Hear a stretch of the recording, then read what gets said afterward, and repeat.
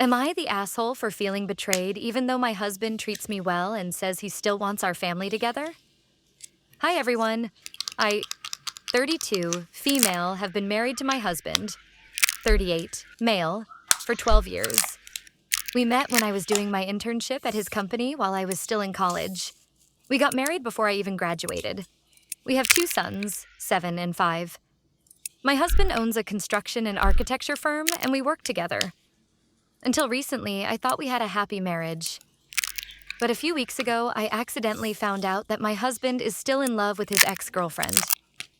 I overheard it completely by chance. I was supposed to stay home that day, but I decided last minute to go to the office. When I arrived, he was talking with one of his close friends. His ex had apparently left her husband and was struggling financially. She had reached out to my husband for help finding a place to live, and he was helping her. Then I heard him say, "My heart still races when I'm around her." I froze. It felt like the air left my lungs. I started crying uncontrollably. Some of our employees saw me, sat me down, and gave me water. Then my husband came. Later, when I confronted him, he said that when his ex got married, he decided it was time for him to settle down too, and that I was a good match for him at that time. He said our lifestyles, values, and families aligned well. He told me he truly values me and never wanted to hurt me. He said, "I couldn't marry the woman I loved, but you did marry the man you love. I didn't want you to go through the same pain, so I worked hard to make sure you were happy." He also said, "Marriage requires work, but you never had to work for it because I worked to give you a perfect marriage." To be fair, we've never had any major issues.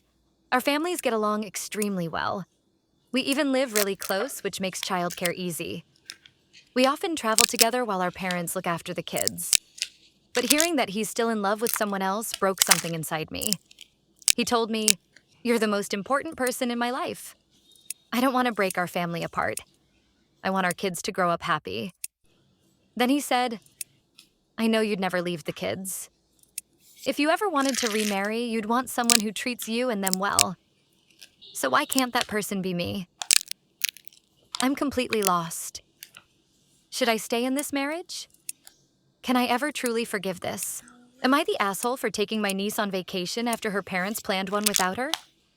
So I, 36, female, live in Portland, and I'm very close to my older brother Mark, 42, male, and his wife, Laura, 39, female.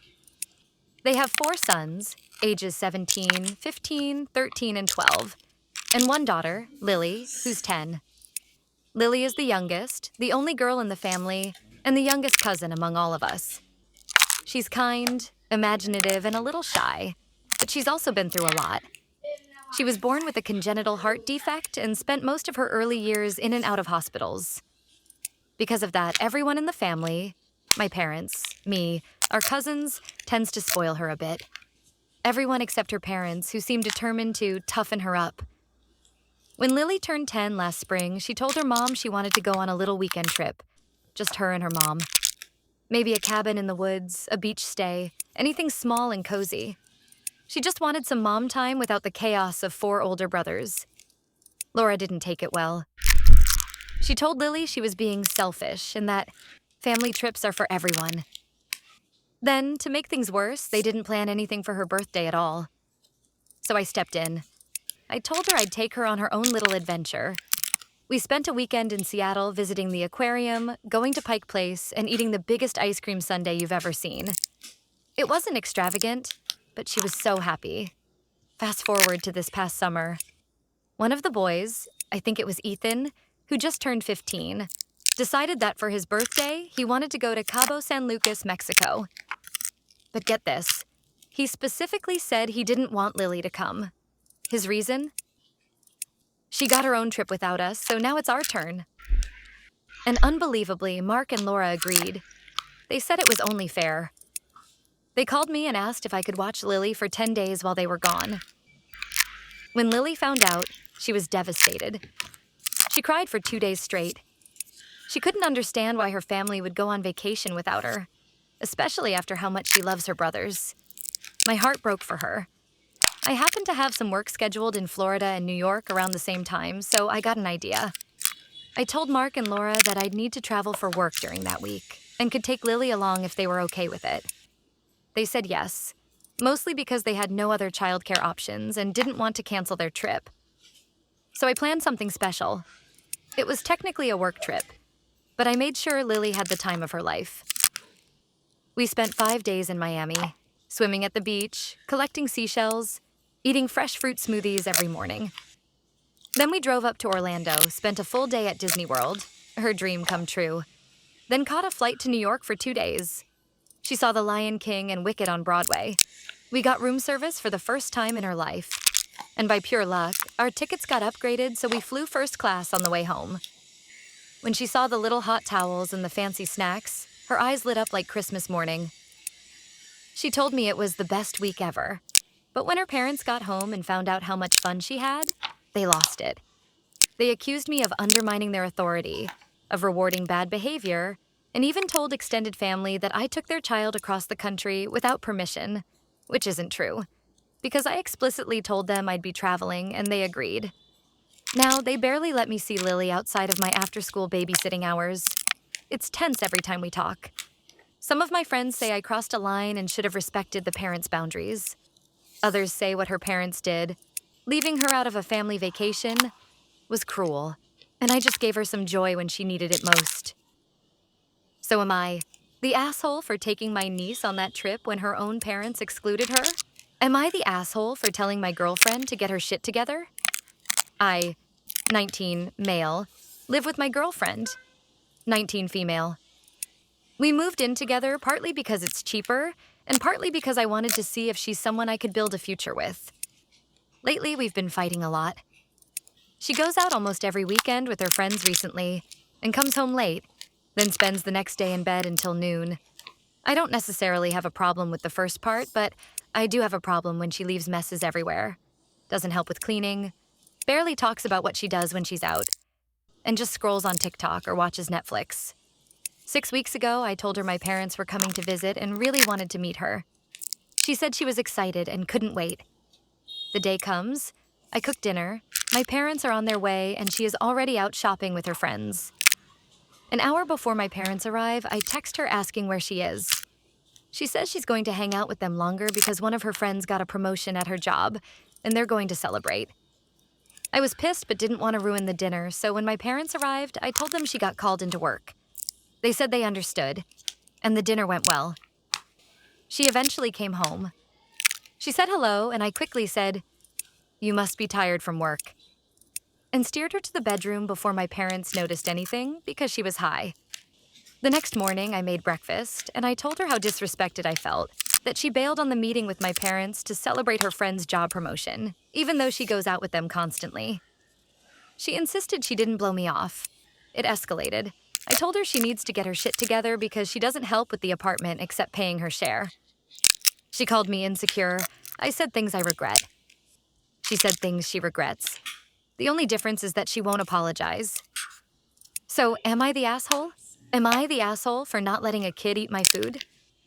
The other day, I was at the mall with my boyfriend and our 2 kids, female, 5, and male, 6. We were sitting eating a bag of roasted chestnuts when this kid, around 10 years old, starts hovering around us. Now, I admit I'm not the biggest fan of any kid that doesn't belong to me. So this alone was already annoying me slightly. But I still smiled to him. Then he calls my son over and whispers in his ear. And I knew it was about the chestnuts. My son nods yes, and the boy comes up to me and reaches for a chestnut. I moved back and said, "No, you have to go ask your parents." My boyfriend got upset, called me rude, and handed a chestnut to the boy. The boy leaves, and I tell my boyfriend he shouldn't have done that you don't just give food to a strange kid. The boy then hovers back around us and without a word snatches 2 chestnuts from the bag that my boyfriend was now holding. I stand up and said very firmly, "Sorry, but you can't take our stuff like that. Go to your parents." He put them back and ran off.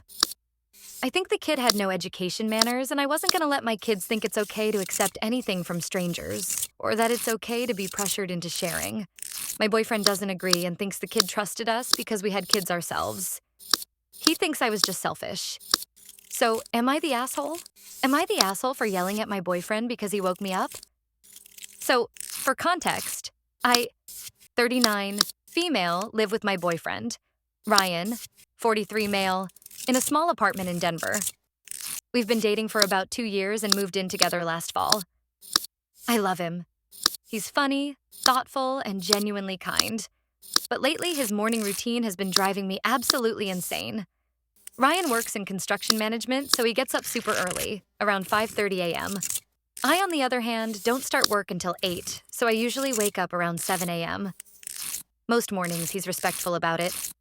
He'll quietly get out of bed, grab his clothes, maybe turn on the bathroom light for a second, and head out to the kitchen. No problem. But this morning? This morning was something else. At 5:30 a.m., the overhead light flips on. Not the bedside lamp, not a dim light, but the full-blast, interrogation-level ceiling light. I groaned, rolled over, and tried to pretend I was dead. He walked in and out a couple of times, making noise in the kitchen, which I could live with.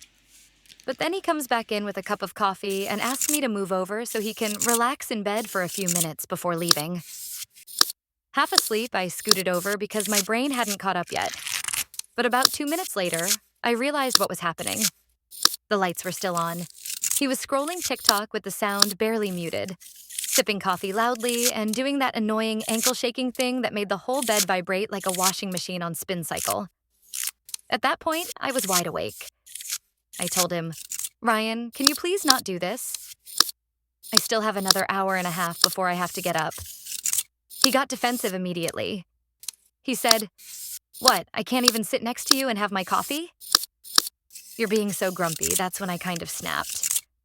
I told him it was inconsiderate to turn the lights on, make noise, and expect me to just be okay with it when I was trying to sleep.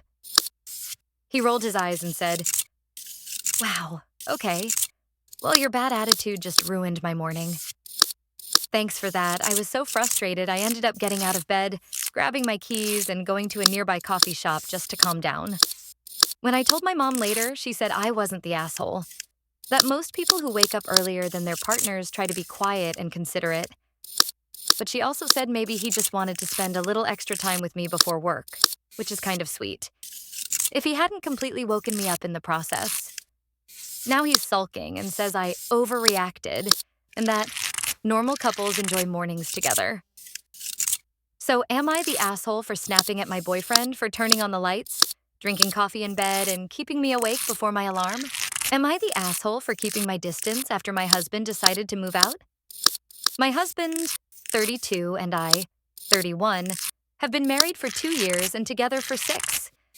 We had a wonderful wedding surrounded by close family and friends, and we're planning to save money to buy a house and build our future together.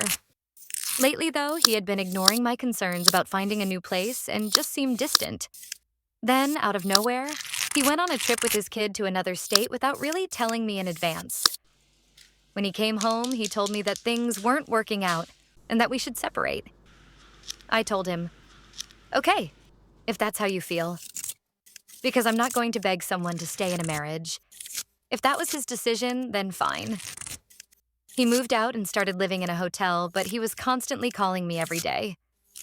I was heartbroken and grieving, so I told him to come back, that we could work on things and try therapy together. But he refused.